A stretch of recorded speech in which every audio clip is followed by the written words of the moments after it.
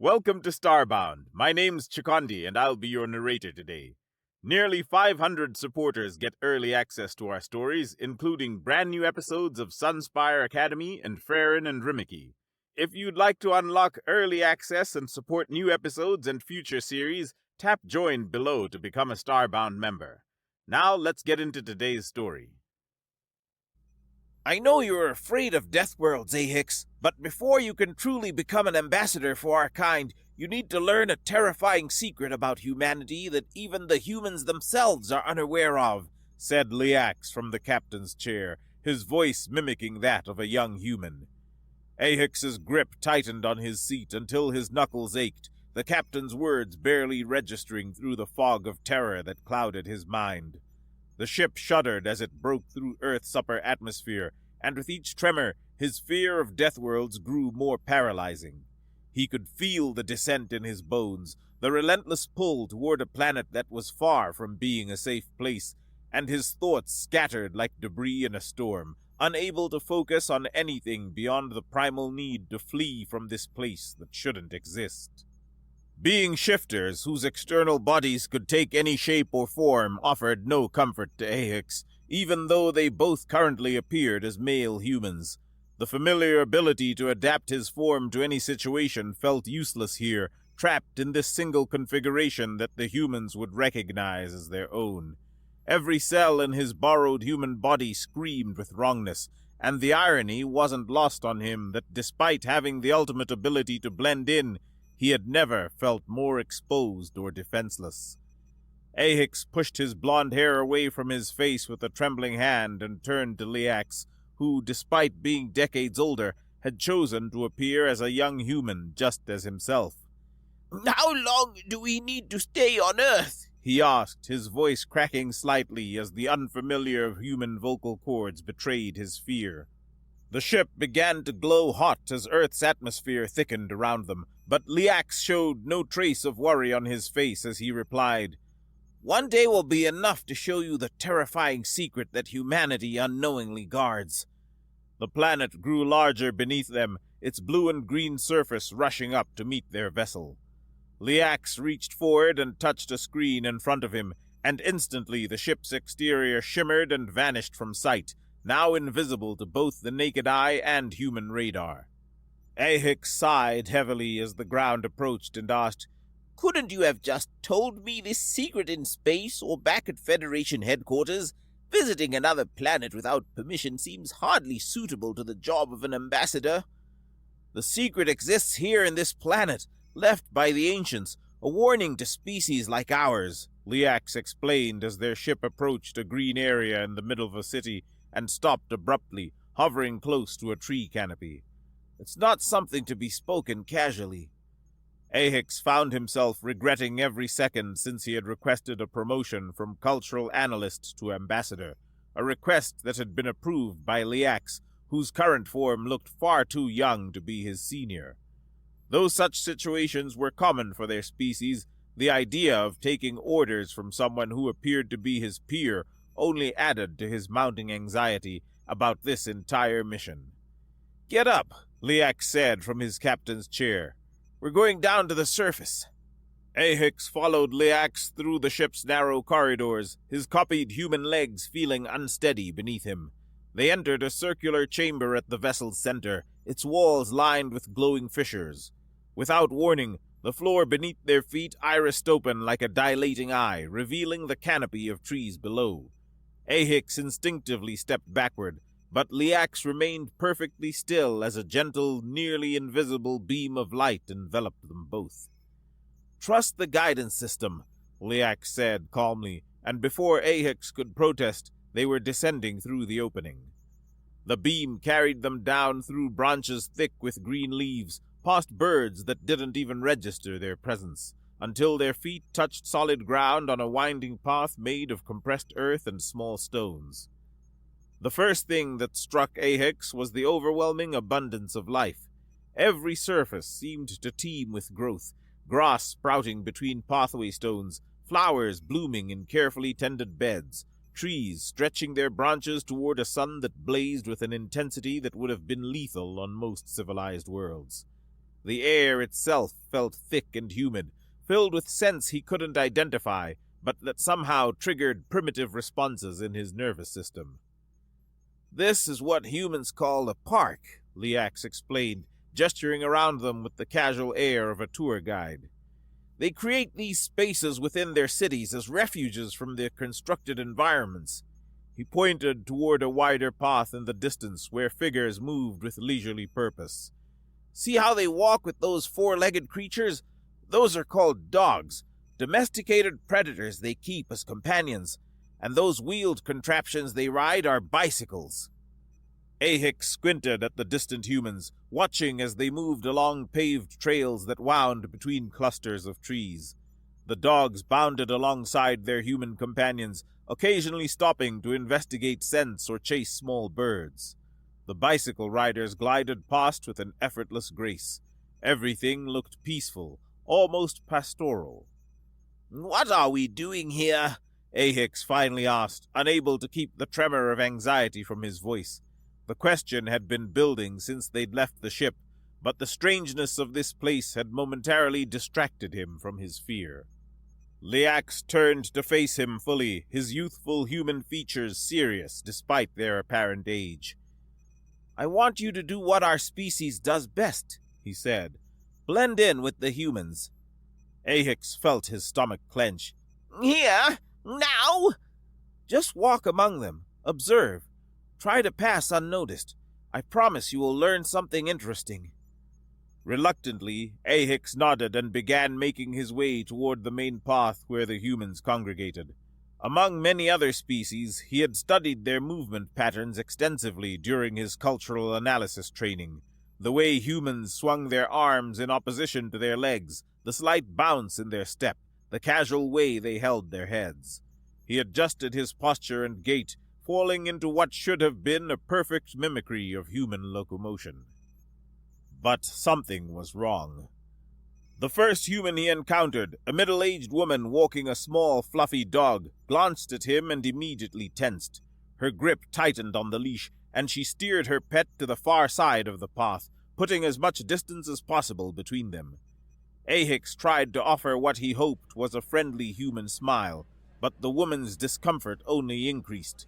She quickened her pace and disappeared around a bend. Confused, Ahix continued walking. A jogger approached from the opposite direction, his breathing steady and controlled. But as he neared Ahix, his pace faltered. The man's eyes darted nervously, and he veered off the path entirely, running through the grass to avoid a direct encounter.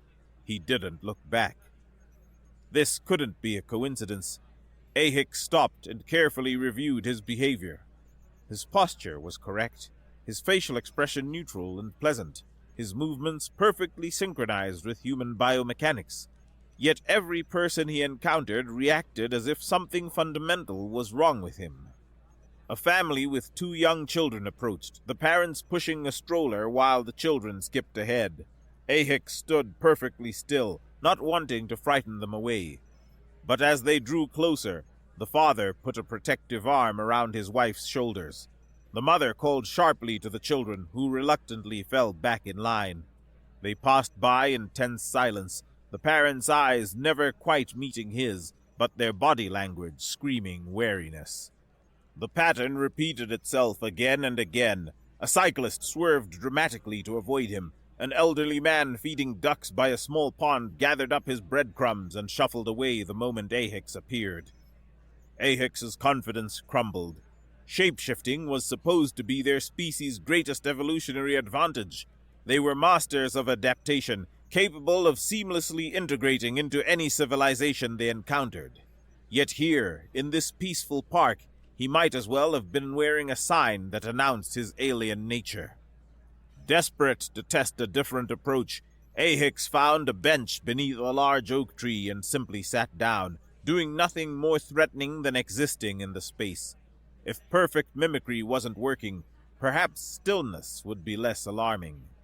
But the avoidance continued.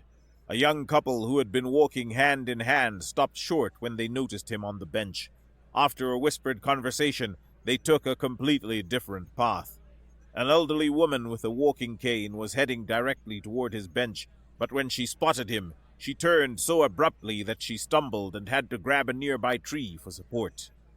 The most disturbing incident involved a mother pushing a stroller containing twin infants. She had been following the path that led directly past his bench, cooing softly to her babies and pointing out various flowers and birds. But when she saw Ahix sitting there, her maternal instincts seemed to override all rational thought.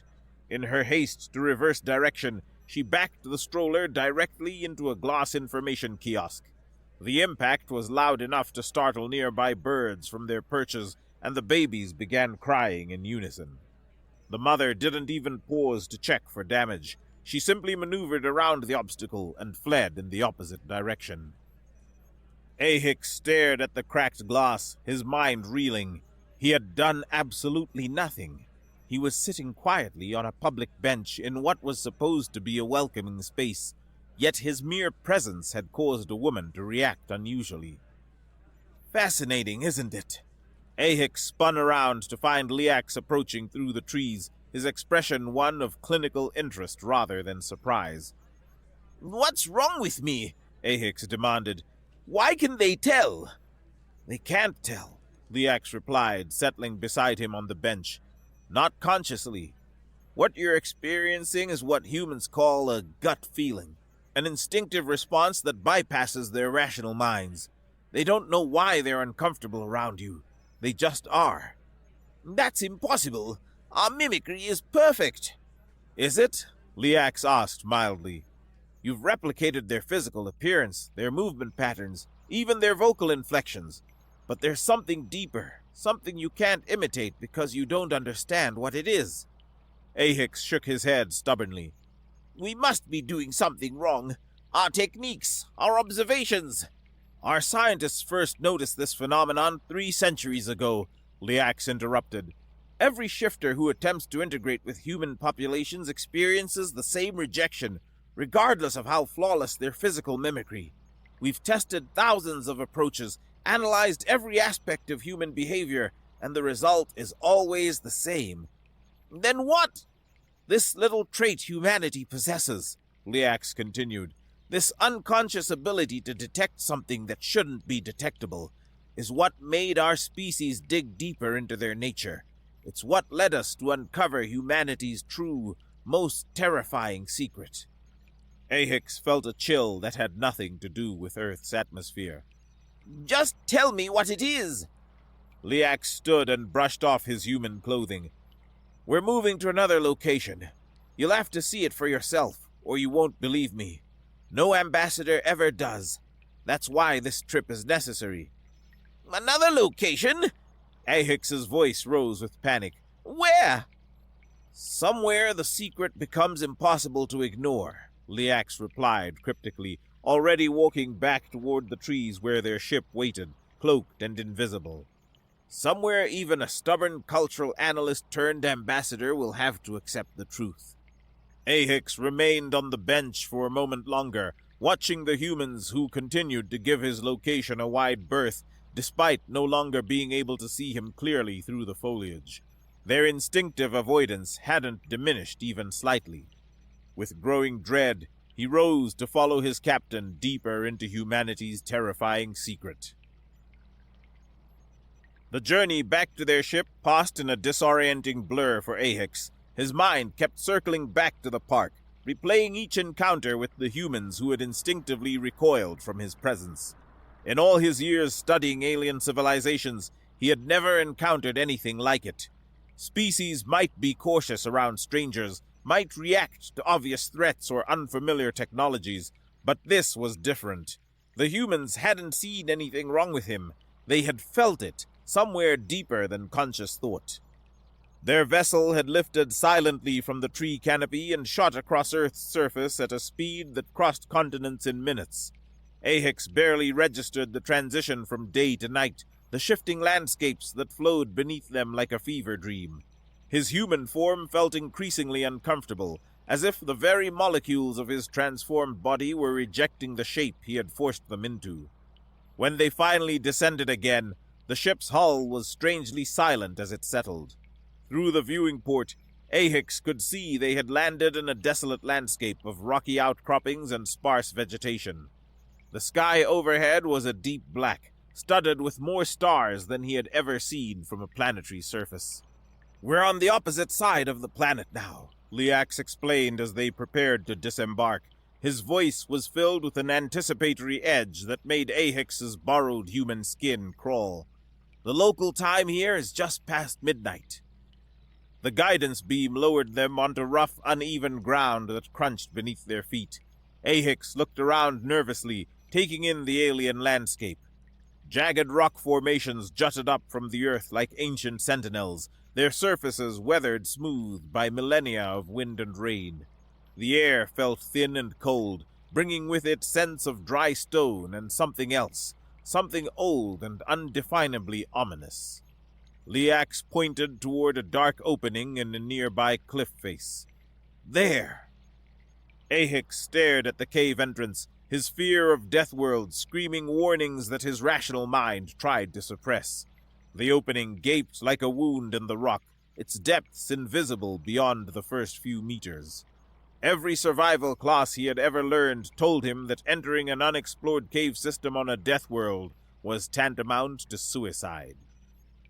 "Liax," he began, his voice low, "surely there's another way to—" "There isn't." Liax was already walking toward the cave, his movements confident despite the treacherous footing.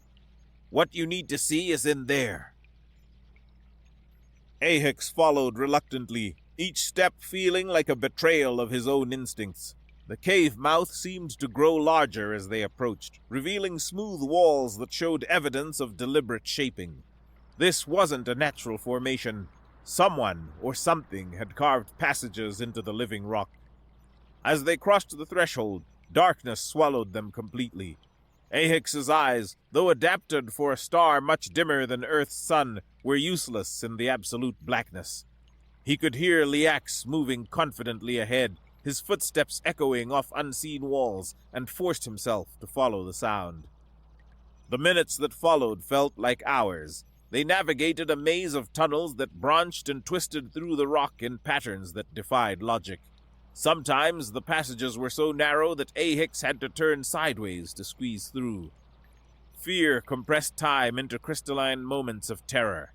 Every sound seemed amplified. The scrape of their feet against stone, the whisper of air moving through unseen passages, the distant drip of water that might have been falling for millennia. Ahix's imagination populated the darkness with threats both real and imagined, unstable rock formations ready to collapse, hidden chasms that could swallow them without warning, or worse, the possibility that something else might be moving through these tunnels, something that belonged to this death world in ways they never could. Finally, after what felt like an eternity of blind navigation, they emerged into a chamber so vast that their footsteps seemed to disappear entirely. Ahix could sense the space around them, the way sound carried, the subtle movement of air, but the darkness remained absolute. "Now," Liax said softly, "you'll see what brought us here." He reached into his pocket and withdrew something that Ahix couldn't make out in the blackness. There was a soft click, and suddenly a small luminous orb appeared in Liax's palm, glowing with a gentle white radiance that seemed almost alive. Liax opened his hand, and the orb rose into the air like a released bird.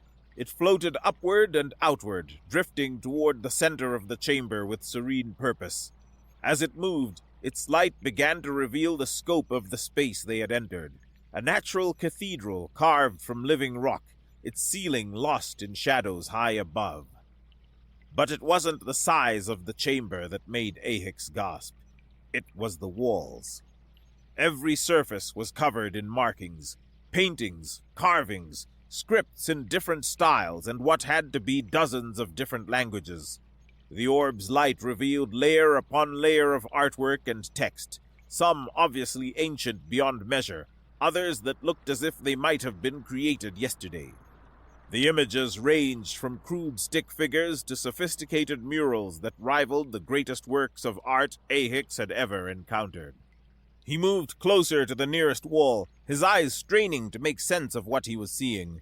The styles were wildly different, some geometric and precise, others flowing and organic. But there were recurring themes: humanoid figures, star maps, symbols that suggested warning or danger.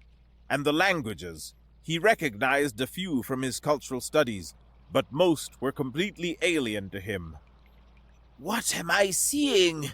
he whispered, his voice barely audible in the vast space. "Ancient warnings," Liax replied, moving to stand beside him. "Written and drawn by countless species over thousands of years. We're not the first to notice something wrong with humanity, Ahix. Others recognized it long before humans had even reached space, some before they had developed written language of their own." Ahix turned to stare at his captain. "I don't understand." "It's not just that gut feeling humans have that defies explanation," Liax continued, his voice taking on the tone of a lecturer. "Some of them sometimes catch glimpses of the future, yet they themselves never notice they do this. They experience it and simply call it déjà vu, dismissing it as a quirk of memory rather than recognizing it for what it truly is." The words hit Ahix like physical blows. His thoughts raced wildly as he tried to comprehend what Liax was suggesting. Precognition? Humans could perhaps see the future? But that was impossible. That level of mental ability was so rare that entire civilizations might produce only one individual capable of it in 1,000 generations. "Are you saying every human has extraordinary mental powers?" he asked, the human word feeling strange on his tongue. "The humans themselves don't think they do," Liax replied with a shake of his head. "They recognize they exist, they just can't explain them fully. To them, those abilities are a natural aspect of existence. They know about déjà vu, they know about intuition, they know about dreams that sometimes come true, but they treat these things as mere curiosities rather than investigating them properly. A strange species, those humans." Ahix nodded slowly, beginning to understand. "But the warnings, are these abilities the reason for all of this?" Liax gestured toward a section of wall where the orb's light illuminated a series of particularly detailed murals. "Let me show you what we've deciphered." They moved closer to the first painting, which depicted humanoid figures in various poses of distress. Strange symbols surrounded them, and above their heads, wavy lines suggested thoughts or dreams. "This one warns about déjà vu," Liax explained, pointing to specific elements in the artwork. "The species that created this, we call them the architects, though we don't know their real name, somehow understood that humans experience echoes of future events." He led Ahix to another section where the artwork showed sleeping figures surrounded by swirling patterns of color and light. "This warns about human dreams," he continued. "The Drivari, another lost civilization, left detailed accounts of how humans sometimes receive visions of events that haven't happened yet while they sleep, but the humans wake up and dismiss them as mere fantasy." A third mural showed figures in poses of sudden revelation, with bright light radiating from their heads like halos. "And this one," Liax said, his voice growing more serious, "warns about enlightenment and moments of epiphany. The Ziar documented how humans sometimes experience sudden, inexplicable knowledge about things they wouldn't normally understand through normal means."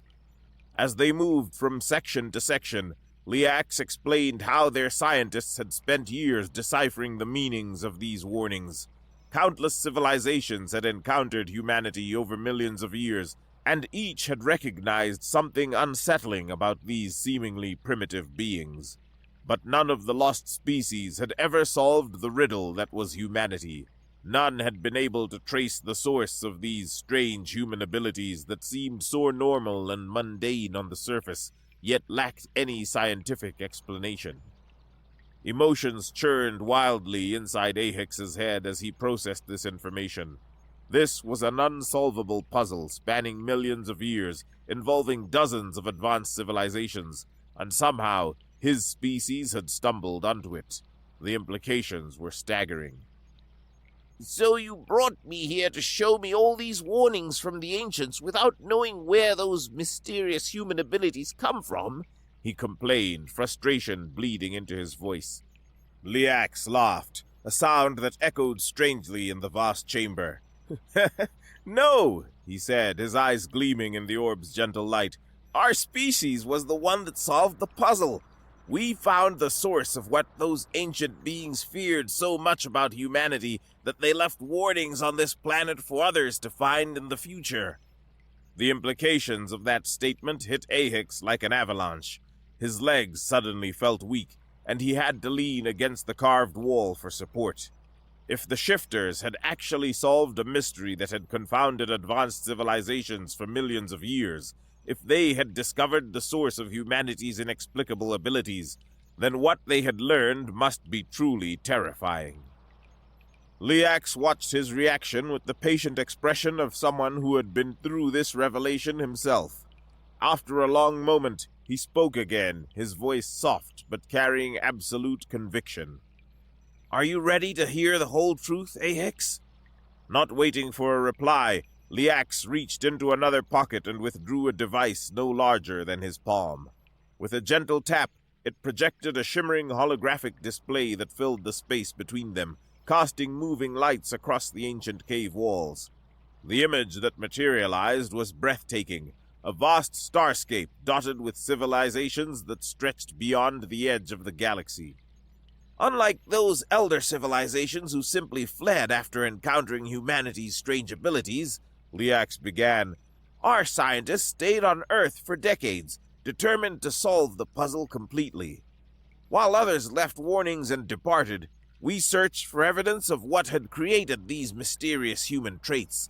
Deep beneath Earth's surface, in places like this cave, we found remains of an ancient first encounter that humanity had experienced. Traces of technology and genetic markers that told us everything we needed to know. He gestured toward the holographic display. To understand humanity's secret, you need to hear the story of the Imahiri.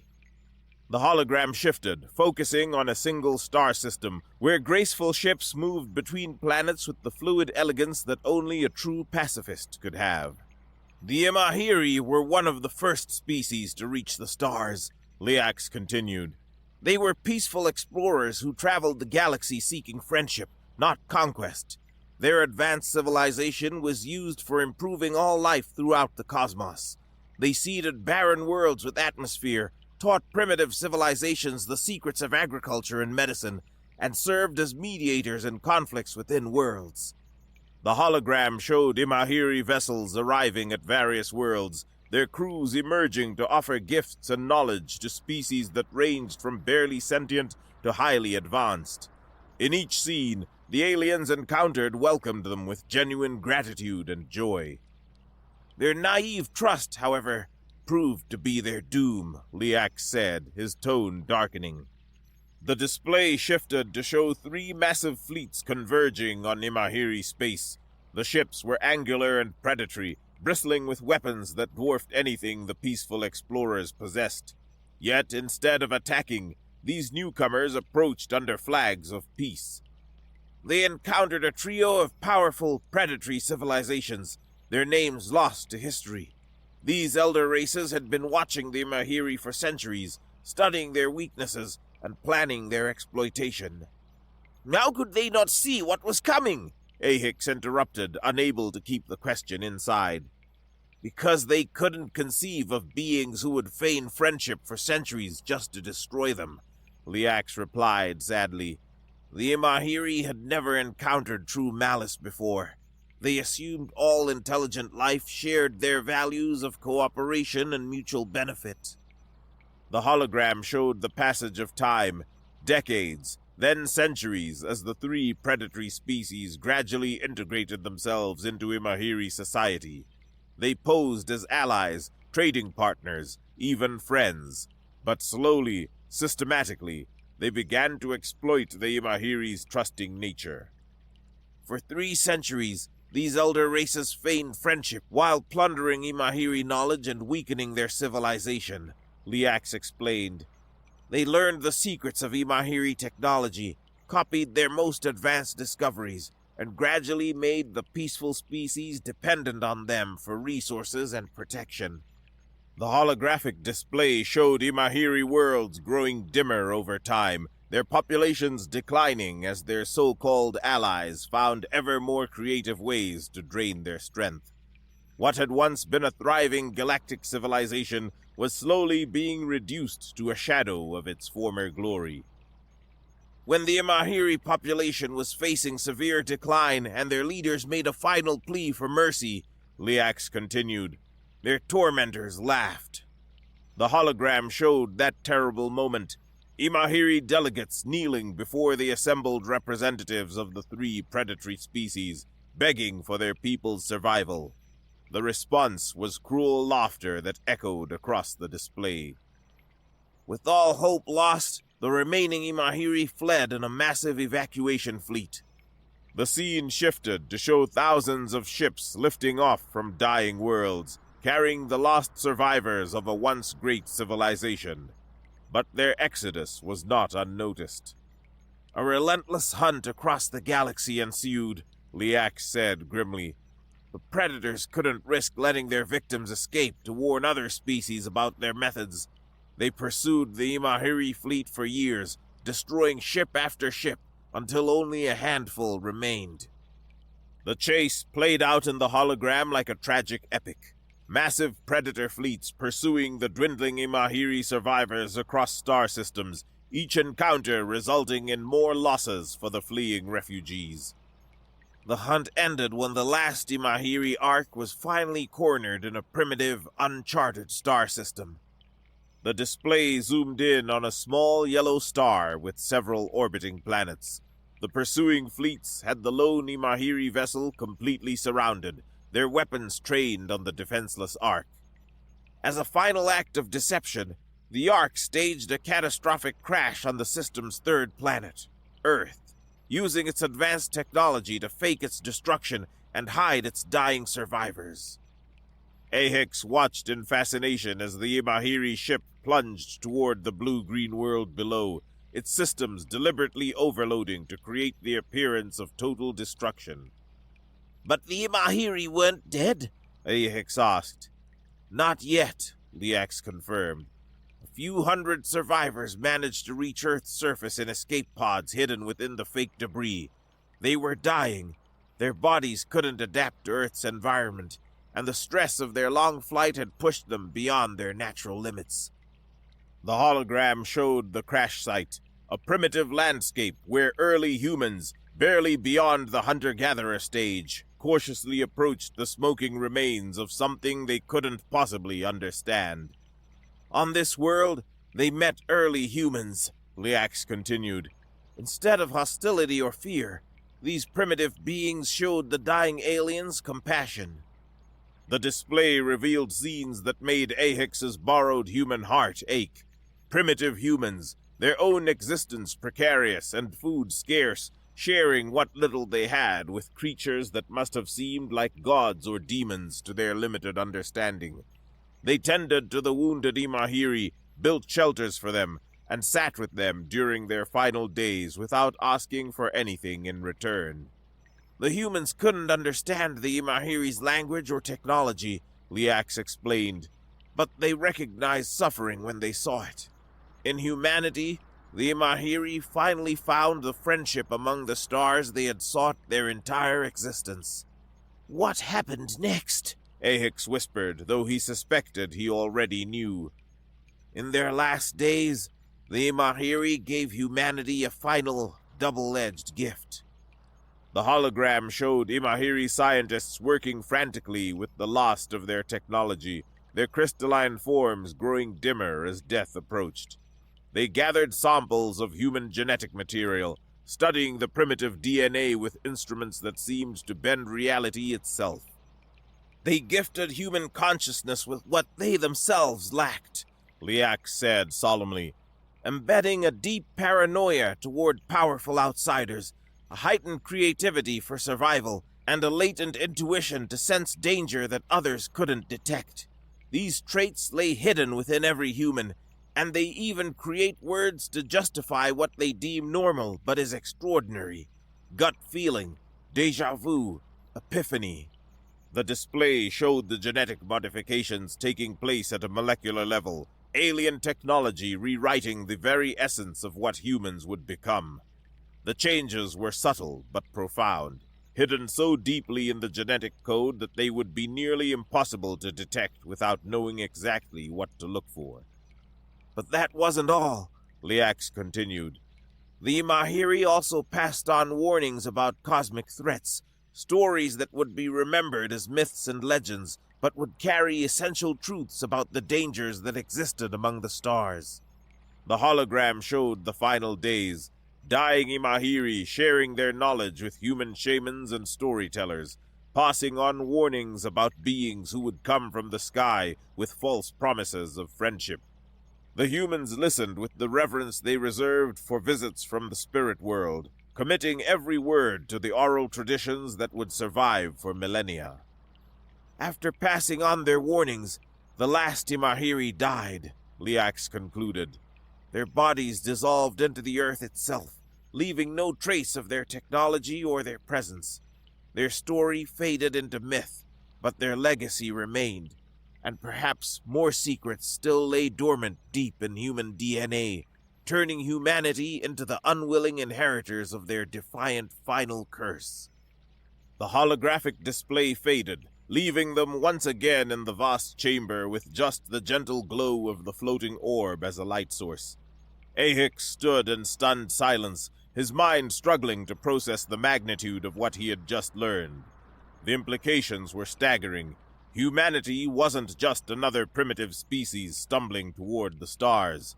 They were the heirs to one of the galaxy's most advanced civilizations, carrying traits that made them naturally resistant to the very exploitation that had destroyed their benefactors. The terrifying secret humanity unknowingly guards, Liax said after giving Ahix time to absorb the truth, is that they are the chosen ones who carry the legacy of the ancients. Thanks to the Imahiri's final gift, they can never be exploited in the same way their benefactors once were. He moved closer to Ahix, his expression serious in the orb's gentle illumination. To be an ambassador for our species, Ahix, you will have to give up all tricks and ploys. You must face humanity using our true form, with no borrowed shapes or deceptions. The Imahiri's genetic modifications ensure that humans sense when someone is trying to manipulate them, no matter how subtle the approach. Ahix felt a chill of understanding. That's why they could tell something was wrong with me in the park. Exactly.